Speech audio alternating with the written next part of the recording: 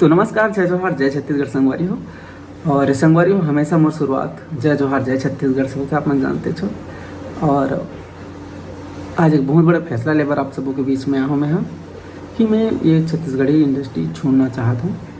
ये अपन दिल से लेता हूँ फैसला, बहुत सोच समझ के लेता हूँ। और बहुत बड़ी बात है रे मोर पर कि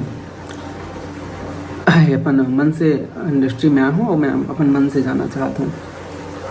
और ये फैसला मैं काकरो व्यक्तिगत या फिर कुछ चीज़ के कारण नहीं, मैं सबके भलाई सोच के ये सब फैसला लेवत हूँ।